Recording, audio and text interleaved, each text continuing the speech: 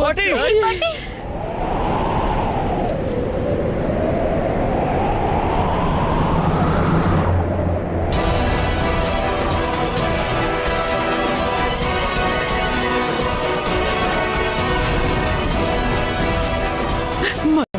மனோ மனோ நீ என்ன நினைக்கிறியோ அது செஞ்சிரு மனோ.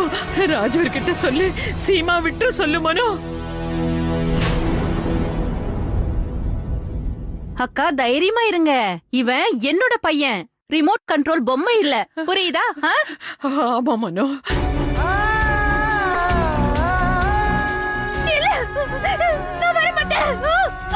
சரிங்க அக்கா. ராஜ்வீர்,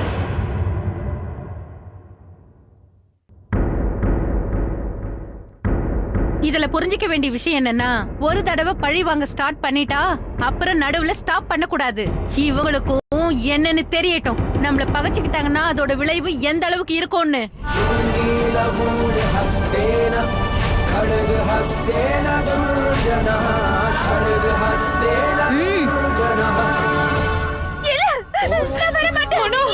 மனோ மனோ விட்டு சொல்லு மனோ.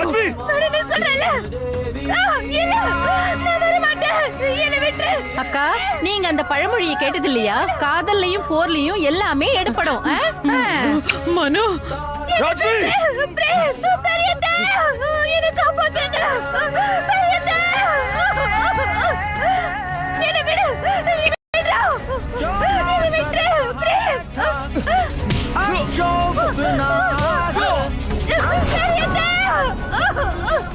மனோ கொஞ்சமாவது உறவுகளை நினைச்சு பாரு.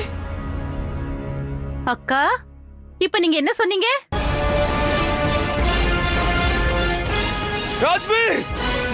உறவுங்கிற வார்த்தை உங்க வாயில இருந்து வரும்போது எனக்கு ஒரு மாதிரியா இருக்கு. ராஜ்வீர் உங்க மருமகன் தானே, மகனுக்கு சமமானவன். இருந்தாலும் நீங்க அவனை ஜெயிலுக்கு அனுப்பிட்டீங்கல்ல? இல்ல, நீங்க எங்க கிட்ட இப்படி நடந்துகிட்டப்ப எங்க கிட்ட மட்டும் நீங்க எப்படி நல்லது எதிர்பார்க்க முடியும்? ஒருவேளை அந்த நேரத்துல நீங்க உறவுகளை மதிச்சிருந்தீங்கன்னா இன்னைக்கு இந்த நாளை பாக்குற சூழ்நிலை அமைஞ்சிருக்காது.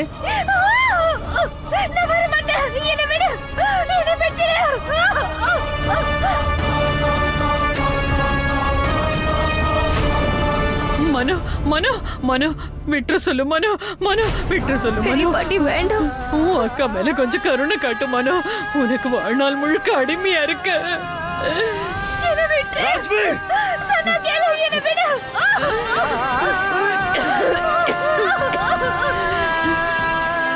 இந்த ராஜ்வீரை தடுக்கணும்னு நினைச்சாலும் எப்படி தடுக்கணும்னு எனக்கு புரியல.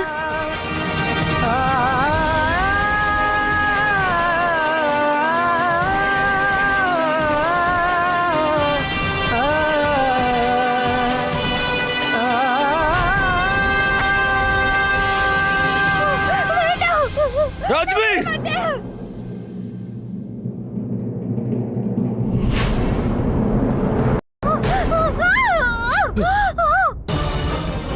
சீமா,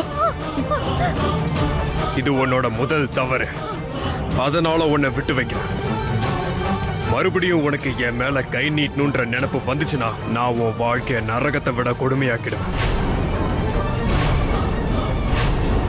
எந்த உறவை நினைச்சு நீ கர்வப்பட்டு இருந்தியோ, இனிமே அந்த உறவை நினைச்சு நீ வெக்கப்படுவ சீமா. எந்த உறவை எடுத்துக்காட்ட இருந்துச்சோ, அன்புக்கும் பாசத்துக்கும், அந்த அன்பு எவ்வளவு போலியா இருக்குன்னு நான் உனக்கு நிரூபிச்சு காட்டிட்டேன்.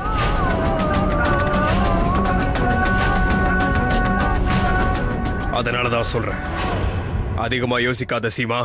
ஏன்னா நீ என்னை ஏத்துக்கிறத தவிர உனக்கு வேற எந்த வழியும் இல்ல. ஏன்னா பந்தயப்படி இன்னைக்கு ராத்திரி 12 மணிக்குள்ள நீயாவே என்கிட்ட வந்து நான் உன்னை ஏத்துக்கிறேன்னு நீ கிட்ட சொல்லணும்.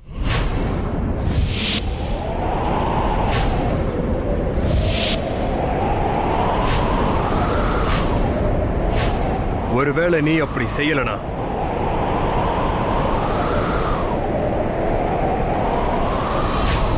பிரேம் பரத்வாஜ் எப்படி தன்னோட மனைவிய பணம் வச்சு தப்பான காரியத்தை பண்ணாரோ,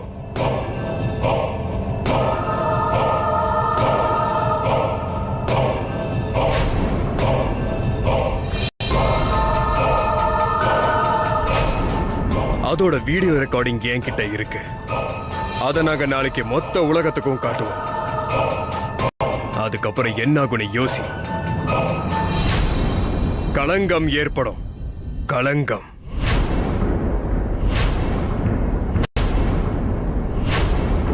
உலகமே உங்களை காரி துப்பும். பரத்வாஜ் குடும்பத்தோட பேரு இருளோட இருளா மாறிடும். இனிமே வரப்போற எல்லா தலைமுறையிலையும் உங்க குடும்பத்தோட பேரு பிரகாசமாகாது.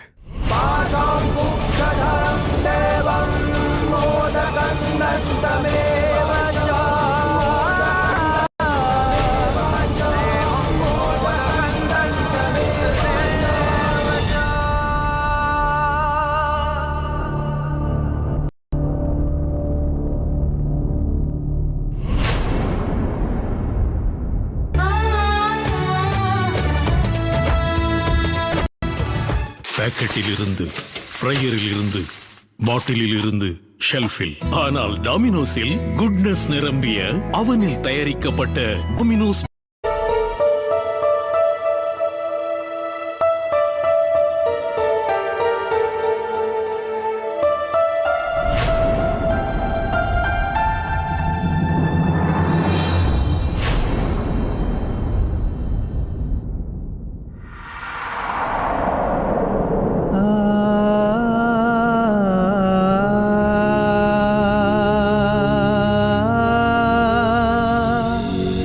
பாட்டி.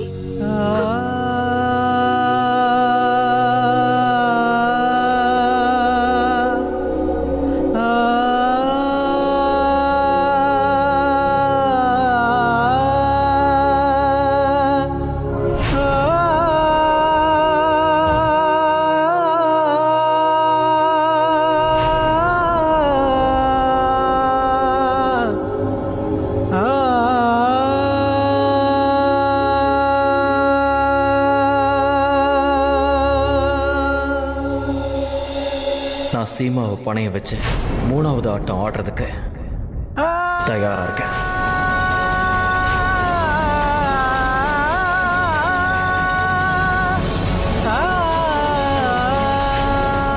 ஏன்னா பந்தயப்படி இன்னைக்கு ராத்திரி 12 மணிக்குள்ள நீயாவே என்கிட்ட வந்து நான் உன்னை ஏத்துக்கிறேன்னு நீ என்கிட்ட சொல்லணும்.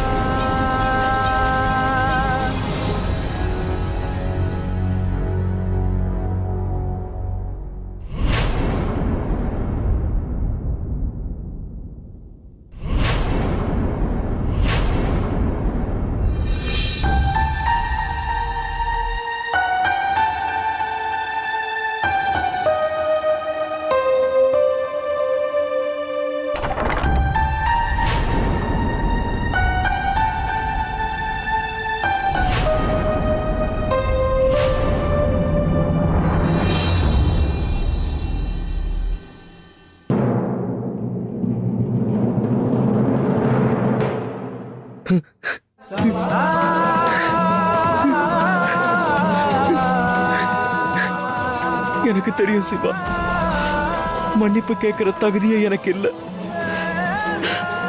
ஆனா தயவு செஞ்சு என்ன நம்பு. நான் செஞ்சது எல்லாமே குடும்பத்தோட நல்லதுக்காக மட்டும்தான்.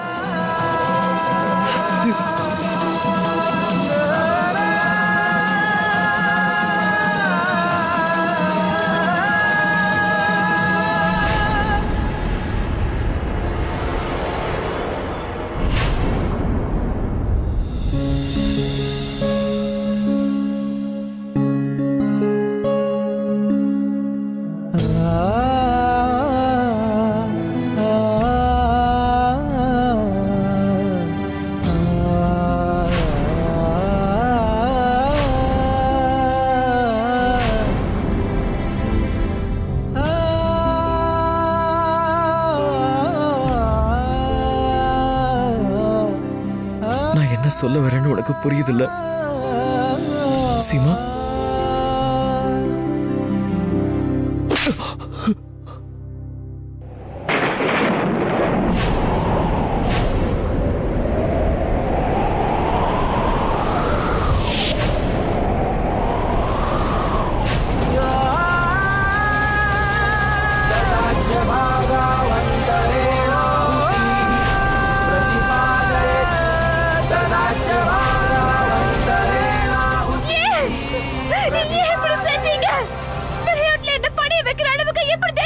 என்னாச்சு சொல்லுங்க. உங்க மனைவியை நீங்க வித்துட்டு வந்திருக்கீங்க.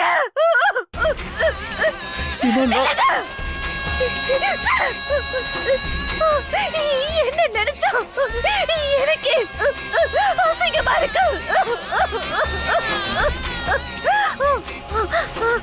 இங்க பாருங்க பிரேம், நான் இது வரைக்கும் என்ன நினைச்சிட்டு இருந்தேன்னா நான் அவங்க உயிர் உங்க வாழ்க்கை எல்லாமே. ஆனா இல்ல, இன்னைக்கு நான் நல்லா புரிஞ்சுக்கிட்டேன். உங்களை பொறுத்த வரைக்கும் நான் ஒரு பொருள் மட்டும்தான்.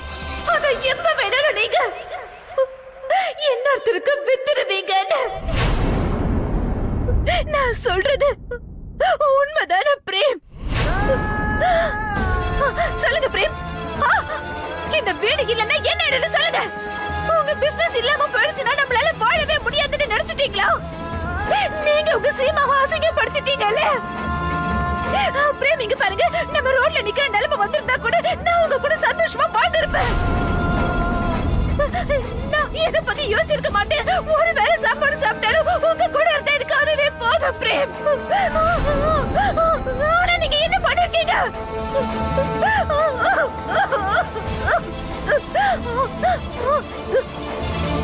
உங்களுக்கு ஒரு விஷயம் மறந்து போச்சு இல்ல? நான் மட்டும் இல்ல பிரேம், நம்ம குடும்பத்துல இருக்க ஒவ்வொருத்தவங்களும் நீங்க எந்த தப்பு பண்ண மாட்டீங்கன்னு நம்பினாங்க. ஆனா நீங்க அந்த நம்பிக்கையை உடைச்சிட்டீங்க. ஏன் இந்த மாதிரி பண்ணீங்கன்னு சொல்லுங்க. ஏன் என்ன வித்தீங்க?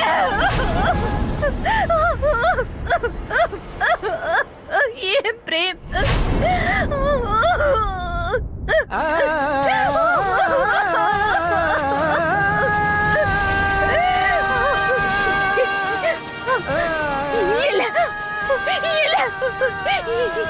இன்னைக்கு நீங்க பண்ண தப்புக்கு நான் உங்களை என்னைக்குமே மன்னிக்க மாட்டேன் பிரேம். நான் உங்களை என் கடவுளா நினைச்சு தினமும் பூஜை பண்ணிக்கிட்டு இருந்தேன் பிரேம். ஆனா நீங்க என்னோட நம்பிக்கையை சுக்கு நூற உடைச்சு எரிஞ்சிட்டீங்க.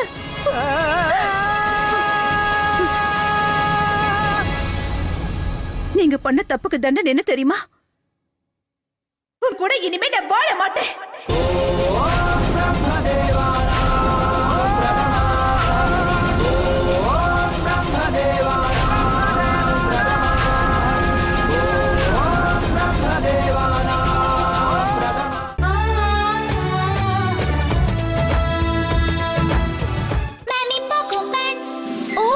உங்க டைப்பர் ஹெவி ஆயிடுச்சு. சிமான், அப்படி ஒரு காரியத்தை செய்யறதுக்கு முன்னாடி நீங்க கொடுத்த வாக்குறுதி உங்களுக்கு ஞாபகம் வரலையா? அக்னி சாட்சியா நீங்க என் கூட 7 அடி எடுத்து வச்சு வாக்குறுதி கொடுத்தீங்களே. எந்த நிலைமையிலும் நீங்க எனக்கு துணையா இருக்கணும்னு நான் விரும்புறேன் பிரேம். அது மட்டும் எனக்கு போதும். சொல்லுங்க, என்ன எப்போ சந்தோஷமா வச்சுப்பாரு சத்தியம் பண்ணீங்கல்ல. இப்ப அந்த சத்தியம் என்னாச்சு? என்னோட இந்த வாழ்க்கையில என் சந்தோஷம், என்னோட துக்கம் எல்லாமே நீங்க மட்டும்தான் பிரேம். என்ன கடைசி வரைக்கும் கண் கலங்காம பாதுகாப்பா பாத்துப்பேன்னு சொன்னது நீங்க தானே. நான் சீமாவை பணைய வச்ச 3வது ஆட்டம் ஆடுறதுக்கு தயாரா இருக்கேன். நல்ல காரியம் பண்ணீங்க. அன்னைக்கு என்ன அளவிட மாட்டேன்னு வாக்குறுதி கொடுத்துட்டு இப்ப என்ன வாழ்க்கை போற அழ வச்சுட்டீங்களே. எதுக்காக இந்த மாதிரி ஒரு காரியத்தை பண்ணீங்கன்னு சொல்லுங்க. சொல்லுங்க.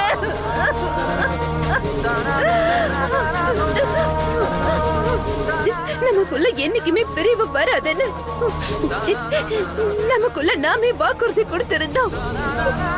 ஆனா இன்னைக்கு நீங்க அந்த வாக்குறுதியை சுக்கு நூற உடைச்சிட்டீங்க பிரேம். இனிமே நம்ம வாழ்க்கையில நம்ம 2 பேரும் சேரவே முடியாத அளவுக்கு நீங்க ஒரு கேவலமான வேலையை செஞ்சுட்டு வந்துட்டீங்க.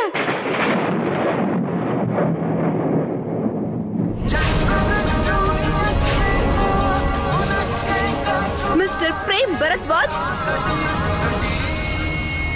சிமா, நான் சொல்றது கேளு. தயவு செஞ்சு புரிஞ்சுக்கிறதுக்கு முயற்சி பண்ணு. இனிமே என்ன புரிஞ்சுக்கணும்?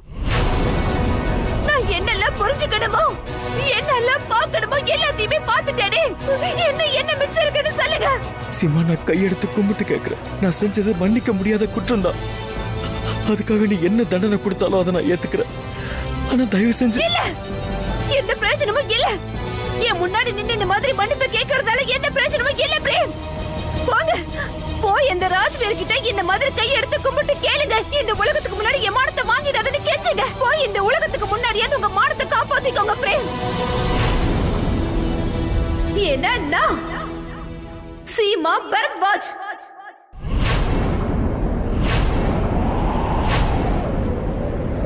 ஆமா, எப்போ நம்ம 2 பேருக்கும் புருஷன் பொண்டாட்டிங்கிற உறவு இல்லாம போச்சோம், அப்ப என்னோட பேர்ல கூட பிரேமுக்கு எந்த ஒரு இடமும் இல்ல. அதனால நான் இன்னையில இருந்து சீமா பிரேம் பரத்வாஜ் இல்ல, வெறும் சீமா பரத்வாஜ்.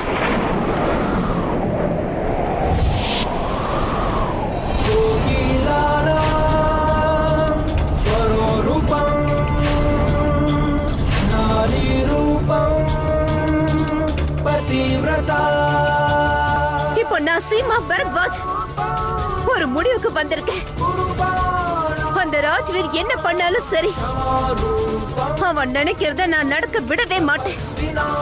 இன்னைக்கு ராத்திரி 12 மணிக்கு அவன் நினைக்கிற மாதிரி எதுவுமே நடக்காது. ஆனா ஒரு விஷயம், இன்னைக்கு ராத்திரி அதே 12 மணிக்கு இந்த வீட்ல ஒண்ணு நடக்கும். அதனால இந்த பரத்வாஜ் குடும்பத்தோட வரலாறே மாற போகுது. அந்த புது வரலாறை எழுத போறது இந்த சீமா.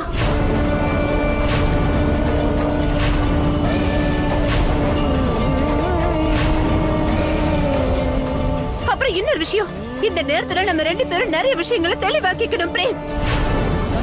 அதாவது உங்களோட தப்பான கருத்துக்களை நீங்க தெளிவாக்கிக்கணும்னு புரிஞ்சுக்கோங்க. ஒருவேளை உங்க தப்பான கருத்துக்கள் உங்களுக்கு புரியலனா இந்த சீமா உங்களுக்கு நிச்சயமா புரிய வைப்பா.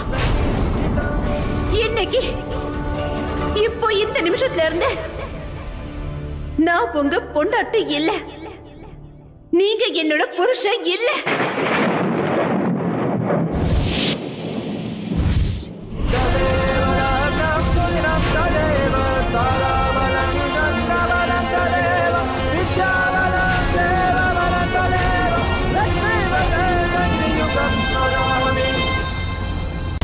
ஹலோ மாயா, வீட்ல எந்த பிரச்சனையும் இல்லல்ல?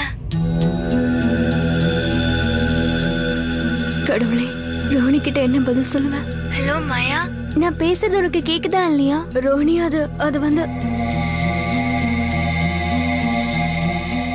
ஏன் மாயா எதுவும் பேச மாட்டேங்கிற? வீட்ல எல்லாரும் நல்லா இருக்காங்களா? ரோஹிணி, இங்க எல்லாருமே நல்லா தான் இருக்காங்க. உனக்கும் சித்தார்த்துக்கும் அங்க எந்த பிரச்சனையும் இல்ல? எங்களுக்கு எந்த பிரச்சனையும் இல்ல மாயா. என்னன்னு தெரியல, திடீர்னு எனக்கு ரொம்ப பயமா இருக்கு. எனக்கு என்ன தோணுச்சுன்னா, அக்காக்கு ஏதோ பிரச்சனை நடக்கிற மாதிரி. அவங்க ஏதோ பெரிய கஷ்டத்துல இருக்கிற மாதிரி. இல்ல ரோஹிணி, நீ சொல்ற மாதிரிலாம் இங்க எந்த பிரச்சனையும் இல்ல, நீ எதுக்கும் கவலைப்படாத. அக்காவை பாத்துக்கதான் இங்க நாங்க இத்தனை பேர் இருக்கோம்ல. எப்போ நீ சித்தார்த் கூட எந்த விஷயத்துக்காக அவ்வளவு தூரம் போயிருக்கியோ அதை வெற்றிகரமா சித்தார்த் கூட சேர்ந்து முடிச்சிட்டு வர பாரு. நான் தான் இங்க இருக்கேன்ல, நான் உனக்கு வாக்கு கொடுக்கறேன். அக்காக்கு நான் எதுவும் ஆக விட மாட்டேன். எனக்கு தெரியும் மாயா, எப்பெல்லாம் நான் அக்கா கூட இல்லையோ அப்பெல்லாம் நீ தானே இருக்க. நீ அக்காவை நல்லா பாத்துக்கிட்ட. நீ கூட இருக்கும்போது அக்கா மட்டும் இல்ல, மொத்த பாரத்வாஜ் குடும்பமும் நிம்மதியா இருப்பாங்க. நான் யார பத்தியும் கவலைப்பட வேண்டிய அவசியம் இல்ல. அக்கா எப்பவுமே சொல்லுவாங்க, அவங்களுக்கு இப்ப ஒரு தங்கச்சி இல்ல 2 தங்கச்சிங்கன்னு. ஒருத்தி மாயா, இன்னொருத்தி ரோஹிணி இல்ல? அம்மாடி ரோகிணி, அந்த ஆள் பத்தி தெரிஞ்சுதா? ராஜ்வீர் மனோக்கு உதவி பண்றவர் அவரு. ஆமா பெரிய பாட்டி, சின்ன பாட்டியும் ராஜ்வீரும் யாருக்காக பயந்துட்டு இருந்தாங்களோ அவங்க ஒரு ராஜகுமாரி. என்ன ராஜகுமாரியா? ஆமா, அவங்க ராஜகுமாரி. அப்புறம் அவங்களோட இந்த பங்களால ஏதோ ஒரு பொருள் இருக்காம். அத பத்திரமா பாத்துக்கணுங்கிறதுக்காக தான் ராஜ்வீர் சித்தார்த் இங்க அனுப்பி வச்சிருக்காரு. மாயா, உனக்கு ராஜகுமாரி அப்புறம் அந்த பொருளை பத்தி ஏதாவது விஷயம் தெரியுமா? இல்ல ரோஹிணி, இது வரைக்கும் ராஜ்வீர் அந்த ஜெய்ப்பூர் அரண்மனை பத்தியோ ராஜகுமாரி பத்தியோ இல்ல அந்த பொருளை பத்தியோ என்கிட்ட எந்த விஷயமும் சொன்னதில்ல. அப்போ நாங்க என்ன செய்யணும்னா, ராஜ்வீருக்கும் இந்த ராஜகுமாரிக்கும் என்ன சம்பந்தம்னு கண்டுபிடிக்க இங்கே இருந்து இன்னும் நிறைய விஷயங்களை தெரிஞ்சுக்க வேண்டியதா இருக்கும். மாயா, நான் உனக்கு அப்புறமா ஃபோன் பண்றேன். சரி பெரிய பாட்டி. அழாதீங்க. இது என்னோட துரதிருஷ்டம் பிரேம். அப்புறம் என்னோட தலையெழுத்தும் கூட. இந்த உலகத்துக்கு முன்னாடி நானும் நீங்களும் புருஷன் பொண்டாட்டியா நடிச்சு வாழ்ந்துதான் ஆகணும் பிரேம். ஏன்னா இந்த உலகத்துக்கு முன்னாடி என்னால உங்களை நிராகரிக்க முடியாது. ஏன்னா என் மனசுல அந்த அளவுக்கு தைரியம் இல்ல. அது மட்டும் எல்லாமே இந்த குடும்பத்துல இருக்கவங்கள நான் என்னைக்குமே கஷ்டப்படுத்த விரும்பல. இல்ல, ஆனா ஒரு விஷயம், இந்த 4 செவத்துக்குள்ள நீங்க என் புருஷனோ இல்ல, நான் உங்க பொண்டாட்டியோ இல்ல. இனிமே நமக்குள்ள பாசம், பந்தம், காதல் இதுக்கெல்லாம் இடமே கிடையாது. நமக்குள்ள உறவுங்கிற வார்த்தைக்கு அர்த்தம் இல்ல. இன்னில இருந்து நீங்களும் நானும் எப்பவுமே விரோதிங்க மட்டும்தான். இனிமே நீங்களும் நானும் ஒன்னா வாழவே முடியாது.